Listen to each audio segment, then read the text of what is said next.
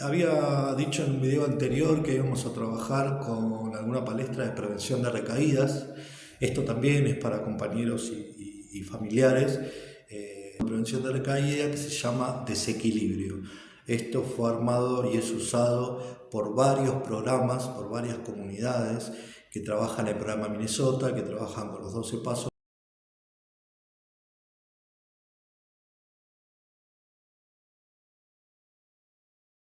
Que no.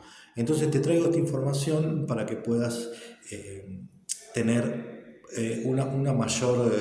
mayores herramientas, digamos, para prevenir esto. La fase 1, como te decía, se llama desequilibrio y tiene que ver con esto de cuando aparece una noticia que rompe, valga la redundancia, con el equilibrio o con el esquema que estás tratando de rehabilitar, que tiene que ver obviamente con la vida tal cual es, ¿no? Aparecen noticias que te desequilibran emocionalmente, mentalmente y obviamente físicamente. Las noticias pueden ser buenas o malas en esta difícil problemática. Como decíamos en un video anterior, el adicto es muy hipersensible a un montón de conflictos que se presentan y que le cuesta resolver. Somos muy hipersensibles a los conflictos de la vida y que nos cuesta resolver. Entonces acá empezamos a ver que puede haber, por ejemplo, noticias de pérdidas o noticias de encuentro, ¿sí? Son buenas o malas. Obviamente la pérdida es una mala noticia y el encuentro puede ser una buena noticia. En el caso de la pérdida puede ser una pérdida de trabajo, puede ser una pérdida de pareja, puede ser la pérdida de un familiar, ¿sí? Entonces esto, bueno, obviamente desequilibra, genera un montón de emociones y un montón de pensamientos. La pérdida de trabajo, la frustración, bueno, la baja autoestima, el quiebre de la autoestima, la pérdida de pareja, ni hablar, o sea, no quiero ser autorreferente porque si no me voy a poner a llorar, pero la pérdida de un familiar también, esto golpea muchísimo cuando hay un familiar, cuando hay una mala noticia, una pérdida de un familiar, de un ser querido. A nosotros nos cuesta mucho poder aceptar estas cosas y poder transitar por estos lugares. Así que esto modifica obviamente el estado de ánimo, modifica totalmente el estado de ánimo, modifica el esquema de pensamiento porque uno se frustra, pierde la fe, pierde el incentivo, pierde la motivación, se bajonea, como cualquier persona normal. Pero a la vecina se le muere el gato y lo llora, lo entierra y se compra un perro, un loro, no sé. Nosotros se nos muere el gato, y nos vamos a drogar. Entonces, no es lo mismo, no somos iguales, ¿no? Tenemos una problemática un poco más compleja y no la sabemos transitar. Hoy en día las adicciones son muy variadas y están muy a flor de piel en la sociedad, pero la drogadependencia es muy compleja para este tipo de cuestiones. En la parte positiva que tiene que ver con el encuentro, esto tiene que ver que también modifica, es la ansiedad y las expectativas que generamos cuando encontramos una nueva área de trabajo, un nuevo trabajo que nos sale, una nueva oportunidad, y cómo esto también te desequilibra porque genera, vuelvo a repetir, ansiedad, expectativas y un montón de cuestiones que después obviamente proyección, un montón de cuestiones con las que después no sabemos lidiar. También tiene que ver cuando se encuentra o se empieza una relación nueva, que se empieza a generar ansiedad, expectativas y un montón de estas cuestiones. Y también tiene que ver con el reencuentro para muchos adictos drogadependientes que salen de un proceso de comunidad o que están transitando una rehabilitación y se vuelven a encontrar con hijos que habían abandonado, con parejas que se habían roto, con familiares que no se hablaban, que estaban enojados y demás. Esto es imprescindible que podamos identificar cada uno de estos movimientos.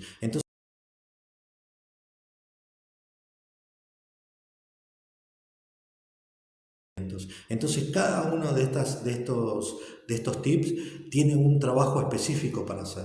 Se trabaja en terapia, se trabaja en lo escrito y se trabaja en grupos de charla. Así que cada uno de estos encuentros yo te invito a que te tomes una foto pantalla de estas palestras y que tengas cualquier tipo de duda, que te contactes con nosotros y vamos a poder guiarte a cómo trabajarlo. Después también vienen los cambios geográficos. ¿Qué tiene que ver con viajes, con vacaciones, con mudanzas? Esto genera también un montón de emociones, de desequilibrio anímico, de pensamientos, de proyección.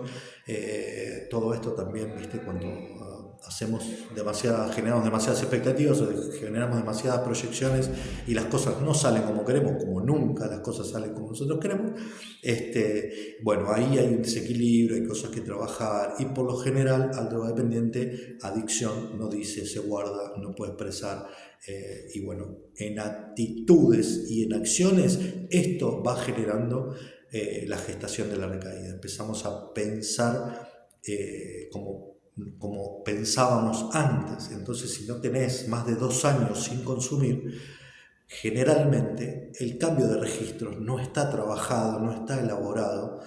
Entonces, enfrentarse a estas cuestiones antes de los 2 años de estar limpio genera mucho movimiento y es un riesgo trabajarlo y enfrentarlo y tratar de atravesarlo solo. Por eso siempre estamos diciendo que solo no podemos y hay que pedir ayuda.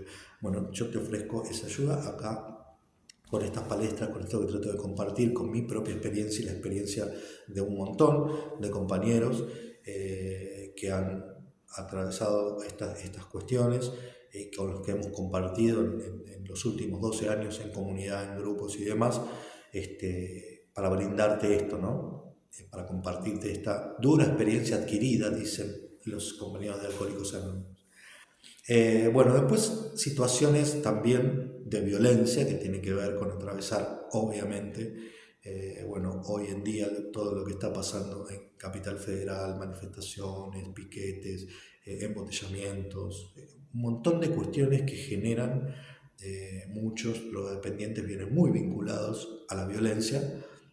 Dejar de consumir no los hace menos violentos, sino que al contrario, a veces esto se guarda en procesos de internación, esto se trabaja, se hace una fuerza para poder modificar, pero este cambio lleva mucho más que 6 meses, 1 año, lleva mucho más tiempo poder identificar estos patrones, identificar cómo la molestia, el enojo, la bronca sigue su curso creciente hasta la ira y hasta accionar en violencia. Esto te puede pasar en un semáforo con una moto, con una bicicleta o con un piquete.